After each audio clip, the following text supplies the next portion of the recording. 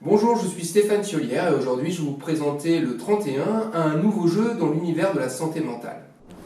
Le 31, c'est un jeu de société tout d'abord, mais aussi un outil pédagogique et ludique à destination des professionnels du médico-social et des personnes souffrant de handicap psychique qu'ils accompagnent au quotidien. Le 31, c'est tout d'abord une histoire d'amitié entre trois personnes. Juliette, éducatrice spécialisée dans un accueil de jour, Michael, coordinateur d'un GEM et professeur de théâtre, et moi, Stéphane, directeur marketing.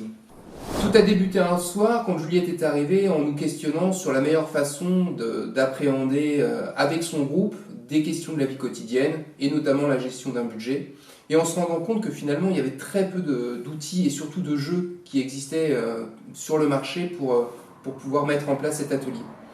Donc on a commencé à réfléchir à quelques idées que Juliette a pu tester quasiment dès le lendemain avec son groupe. Il s'avère que ça a plutôt bien fonctionné, donc on a continué à enrichir l'idée et à en faire un réel prototype qui a pu être testé pendant plus de 6 mois auprès de différentes institutions et par différents professionnels.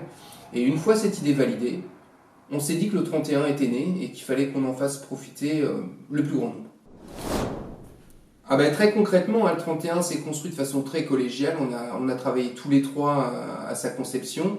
Par contre, ce qui est vraiment intéressant, c'est tout le travail que l'on a pu faire et mettre en place avec notamment un accueil de jour, qui nous a permis de déterminer les besoins des personnes accompagnées, qui de facto nous a permis de définir quelles étaient les thématiques que le 31 devait aborder, quels étaient les types d'interactions qui étaient nécessaires pour permettre aux gens de développer le mieux possible leurs habiletés sociales. Enfin, on a pu également interagir à travers de nombreux ateliers avec d'autres professionnels du médico-social, ce qui là aussi nous a permis de revenir, d'améliorer, d'optimiser les choses, et puis d'avoir in fine la validation de différents psychologues de différents établissements.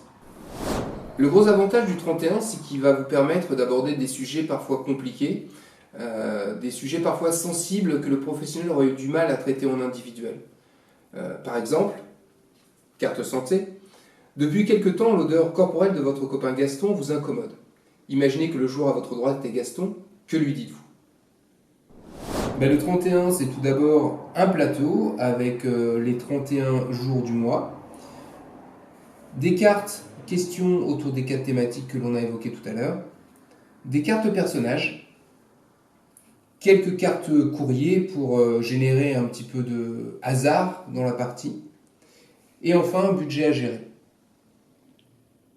Vous voulez en savoir plus sur le 31? Je vous invite à regarder la prochaine vidéo sur les règles du jeu.